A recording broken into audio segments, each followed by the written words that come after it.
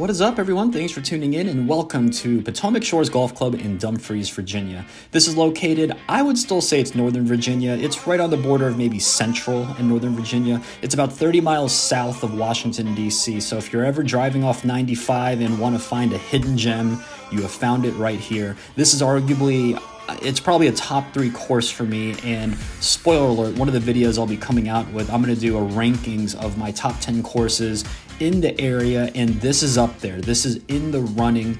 The intro is going to be a little bit longer than usual because I really love this course. I want to tour you around the facility, the clubhouse.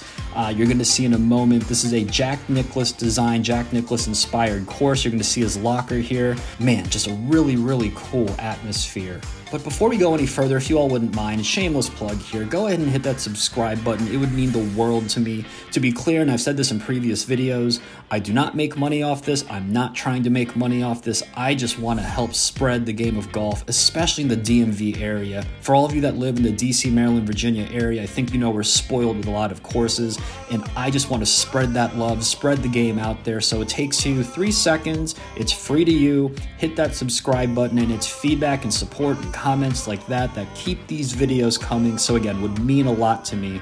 But carrying on, we're inside the clubhouse, and you can see this is a Jack Nicklaus signed ball. You can see it's a Jack Nicklaus signed putter. We're going to see his locker in just a moment. And so Jack, you know, hey, awesome course. I think he's the course architect. Correct me if I'm wrong, but you're going to see why this is a super tricky course. It's a par 72 and it's a 71.5 rating, but the slope is a 139 from the tees we are playing, and that's not even the tips. So hopefully you buckle in and enjoy what you see today in the course. But a few things just to keep in mind of why I love this course so much. You know, first off, it's going to be the beautiful scenery and elevation changes in particular. It's kind of rare to see elevation and some of the dramatic changes you have. I mean, the first 2 tee boxes, I don't have slope or anything on my rangefinder, but you know, hole 2, which you're going to see in a moment, that plays probably 15 to 20 yards all downhill because of the slope. Look at some of the views here. Even the drive to the tee boxes, I mean, you can't find a lot of this in Northern Virginia. And again, maybe we're in Central Virginia. You all be the judge of that. And one of the last cool things about this course, and this is kind of like a cocky thing to say because it's not like I'm scratch or I'm breaking par or I'm that good of a golfer, but this golf course, it is very challenging. I told you earlier it's a 139 slope, and it's little things throughout the course that I really appreciate. For example, you can hit a lot of the fairways here, but more than likely, I'd say 9 times out of 10, you're going to have some sort of uneven lie. The ball is above your feet, below your feet. You're going to have downward facing slopes, and it's just courses like that where every single shot you have to really think. And in a weird way, it kind of makes you lock in and play better when you really have to think and strategize. So anyway, let's get to the on-course narration. One of the cool things about this course as well, you can see this starts off with a par 5, and oh yeah, that's a birdie. All right, let's turn around. Go home. We have a birdie start. But I was saying one of the cool things about this course, it starts with a par 5, par 3, short par 4, par 3. You can get off to a very quick and hot start, and this is the hole I was talking about that's super cool. It's a downhill. The elevation change, I don't know what it is, but it usually plays 10 to 15 yards short. I end up hitting, oh my goodness. Is that back-to-back birdies? What's the saying again? If you birdie hole 1, it's like bad luck because everything's downhill. Well, what happens if you birdie the first 2? Well, hey, what's the course record? Maybe we're going for it. All right, anyway, back to the hole. Look at the mini map. Do you see how narrow the fairway is? Left is OB, right is pretty much OB. And then even if you hit this fairway, which I got lucky and did, this approach shot, luckily there's no bunkers or anything short, but it's pretty much a forced carry. It's like an elevated green, so you have to carry that on. The wind kind of ate that up. I thought I hit the perfect number. It ripped back a little bit, and I end up on the fringe. So even though this is technically not a putt because that's a fringe putt, we're going to say this is just a two-putt par. Spoiler alert, I make this. But just another good example of how even the short par 4s, like you look in the card, you see 335. Oh, that's a really easy one. I'm going to birdie it. No. Of course, it's a narrow fairway. Of course, the green is tricky. So that's why I love this course. You're going to see some long holes. You're going to see some short holes. each of them give their own types of challenges. And, on to the next par 3. So the wind, if you haven't noticed, and I turned the volume down when it gets really obnoxious, but the wind was all over the place. The flag isn't moving right now, but on some of the holes, it's going to be so obvious. I took extra club here and I sailed it. So that went, I think that was like a 50-foot putt. I probably took too much club. It was a front pin. And of course, you introduce that. And for what it's worth, this was like a downhill. I think the why that first putt got away from me was a downhill facing slope. Missing short there is better than long in that pin position. But on to hole 5. And guess what? This is handicap 1. Fun fact, I've played this course a lot. I'd probably say a dozen or a little over a dozen times, and I have never done better than a bogey on this hole. Even if you hit the fairway, take a look at the contour of it. You're more than likely going to have an uneven lie. OB left, OB right. I take extra club, and I hit the shot of my life right here. I don't think you all understand. If I can birdie this hole, handicap 1, kind of face my demons, it would be... Oh, can't believe that snapped on me. So we had a 6-foot for birdie, but you know what? We'll take par. Par is fine. I can finally say I've done... You suck, Mark.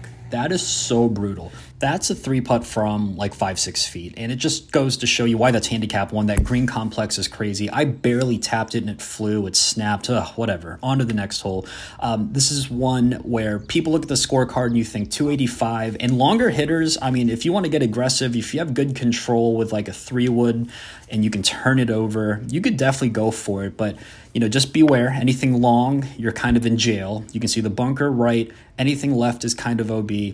I tried to get aggressive after that bad bogey. I actually hit a really, really good drive. Good thing I only drive at like 260, 270 tops. I get right to the front of the green. Of course, I butter knife thin it right over the green. Doesn't matter how good your drive is. It always comes down to wedges and putting. So that was, there's a couple shots that I would want back. And that last wedge shot right there, I had a short wedge in, a lot of green to work with, and we bladed. And welcome to hole 7, and this is probably my favorite hole. It's one of my favorite holes in maybe all of Northern Virginia. The camera doesn't do it justice, but just take a look. The elevation change here, I mean, that's got to be like, I don't know what, 100 feet, 150 feet. I could be, misleading here. Another cool thing about it is you always feel like a long hitter because your ball just hangs in the air for like an hour because of the elevation change. I hit a really good drive, and then, of course, the butter knife again. Man, I'm having like the wedge shanks. I caught that like a groove or two, a little too low and also on the toe. So we end up hitting it. We're actually in an okay spot, just the front of the green. We mess up that wedge shot. We are just in shambles right now. So we are putting from basically off the green. This is actually a pretty big putt. That's like a 4-footer, and thank God we make it. So there's another bogey. So that's officially 3 bogeys in the last 4 holes. Thank God we have a par 5 coming up. And for longer hitters, you're probably thinking, if you've never played this, you see those bunkers on the right. Position A is technically right over those bunkers. Let it roll down, and you'll be really deep down in the fairway. In my personal opinion, the risk reward there, unless you're really, really long, it's almost impossible. I don't want to say impossible. I'm sure people have done it, but trying to reach this green in 2 is tricky. And then just take a look at those trees. Those trees are just another obstacle where your position off the tee matters a lot. You can kind of choose your own adventure, go left or right. I always pick the right side, mainly because your second shot, the ball was below my feet. I knew it was going to fade over, so I actually just wanted to hit it, quote-unquote, straight, let it fade over. Leave yourself with a short wedge in. Then, of course, my wedge, this time I didn't thin it. I think I hit it a little heavy, and I hit it so short, which left me with that putt, which was like a 30-footer. Misread that green. That is just god-awful. And don't tell me where... Yikes. Yikes, yikes, yikes. That is now 4 bogeys in the last 5 holes, and...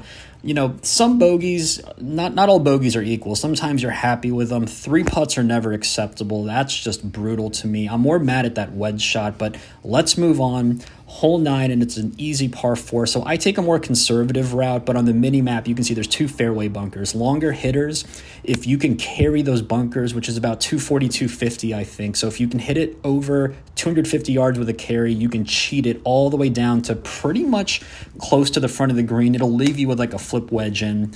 And I hit a pretty poor approach shot again, but we can save it with a really good putt, which we do. So that lag putt, I'm very, very happy with that. We end up with a 2-putt par. That's fine. So even though we were bleeding with 4 bogeys and 5 holes, we end up with a +2. Very, very happy with how I played. Just got to clean up some of the short game, and on to hole 10. This hole just has my number. I don't know what it is about it. So it's a dog leg right, as you can see on the mini map, but the second shot, man, again, I wish the camera did it justice, but this is all downhill. The elevation is just all downhill again. So it's almost like a guessing game. So I don't have slope in my rangefinder. It's funny, I've been saying I'll buy one, but I'm too cheap to actually buy a new one. So you kind of guess what the distance was. I actually think I picked the right number, but I just leaked it right because, again, it was a downhill. Ball was slightly below my feet. I knew it would fade too, but it just over faded. But man, talking about brushing up the short game, if we can have more of that, if we're going to miss greens and we can get into kick-in range, literally kick-in, let's go, baby. We're going to be happy with that. And then here's another cool hole. It's probably my 3rd favorite hole. This is it's such a beautiful hole. I don't think you all understand. That's all crap there, so it's a forced carry. You can't go left, can't go right. There's bunkers. This is like a PGA Tour caliber hole. It plays over 200 yards. I don't even want to know what the tips are, but if you can birdie this hole, come on. That is so brutal. I was, you get the little butterflies in your stomach when the putt's halfway through and you think it's tracking and going in. I thought, I would have bet my life that was going in. We are absolutely not mad at a 2-putt comfy par. Let us move on. And then this is a hole that I always have circled on the scorecard as a par or better. Birdie's always in play. I've reached the green in 2 multiple times. So it's a short par 5, as you can see. If you can go over those bunkers, you can see on the mini map, you catch a speed slot. It's about a 245 carry, which I do. This thing rolled out to about 320 yards. So you have oh boy. I knew that was going to happen. I don't know if it's obvious with that lie. I was caught right into, it was kind of weird. This is the first time I saw it. There really wasn't multiple cuts. There wasn't like a first, second, third. There was just super deep rough and fairway. My ball was caught up against the wall. I knew something bad was going to happen, but I thought it'd go a little more forward and straight. We end up shanking again because the rough was so thick. I mean, shout out to Potomac Shores. The conditions were fantastic. The rough was thick and what it should be. The fairways were pure, so no issues. It was just a really bad break for me. I was borderline mentally checked out. We duffed the first sand shot. We get it out. I didn't even care where it went. I was just thinking, get it out. The fact we have a putt for bogey after a 325 yard drive, I mean, that's just brutal. And that one's a little meatier than it looks on camera, so we're not even in for double. Thank God we make it. So a double, man, that's one I want back, where I think, that's an eagle birdie hole for sure. And then this is another one on the card. You think, oh, short par 3. This is played where I think I've seen it anywhere from 90 to 110 yards. The mini map is incorrect with the placement of the flag. It's actually a front pin right there. So missing short, putting up this hill is great. Unless you suck like me and just that hill ate it up. I left that so short, so let's just clean up the par and move on. Of course we don't clean it up. The putter's been shaky lately, ladies and gentlemen. We need to figure that out. I think that was more of a misread than a bad putt. I thought it was going to go as straight as possible. It leaked on me. Anyway, let's move on. So that's a double and a bogey, back-to-back holes. Thank goodness we have another par 5. I love this stretch of holes, by the way. So it goes par 5, 3, 5, 3, 5. And similar to the hole prior, the par 5 prior, it's fairly straightforward and straight. And if you can carry this bunker, which I didn't, you can catch a speed slot and roll even further. But of course, where this hole gets you, depending where you are in the fairway or even in the rough, you're going to have some sort of uneven lie. So it's not too obvious right here, but the ball is slightly above my feet. And then the approach shot is just ridiculous. So left is OB, long is OB. There's a bunker short, as you can see. You have to be dialed in with your wedges. I hit a really good shot. We're finally back. That probably went 105 and zipped back a tiny bit to about 6, maybe 5, 6 feet. Very makeable putt, and we end up getting it. So we get one back. That's a really good confidence boosting birdie. So let's try to finish strong. So the last 4 holes are going to be all par 4s, and there's some tricky par 4s. Take a look at this. Left is OB, right's pretty much OB. There's some fairway bunkers. Of course, I find the smallest fairway bunker in the entire course. I mean, this is just where you don't want to be. I was worried about, you can see the height on this. I was worried about if I took like my 8-7 iron, which is what I would try to play at 140. I was worried that I'd hit the lip, so I just take a wedge, take my medicine, and punch it out. It actually went nowhere. I barely hit that ball, and that's okay. I mean, we got it out, but I wish a little further. It leaves me with the same exact shot we just had in the par 5, so about a 100-ish yard gap wedge. We just leak it right. And man, when it rains, it pours. So remember that hot start we had, birdie, birdie? Yeah, your boy's falling apart. The saying really is true. If you never want to start on a birdie, 2 birdies especially, because it's all downhill from there. But now the goal is just to break 80. So can we hold on, make this putt? We don't. That's another double. That's another double. That's a lot of shapes on the scorecard in the back 9 so far. So we're 5 over, or I'm sorry, I think we're 6 over. I messed up. Take a look at the score. It says +5. Yeah, don't mind that. I think I messed it up. The scorecard is accurate. And then here's a really cool hole as well. So this goes back into the clubhouse, and if you can take that line I just took, I mean, that's a cheating line. Longer hitters, you probably don't want driver there. You probably want some sort of driving iron, maybe like a 3-wood right to get right here. It does run out of fairway, and then it's like an approach shot, as you can see. So it's not like that approach shot, it's not like water or a creek, but it is an elevated green. It's a long-winded way of saying I know some people who like to lay back a little bit further to have a full shot in, completely fine. I end up hitting a comfy 2-putt par. That approach shot, though, I thought I hit my number.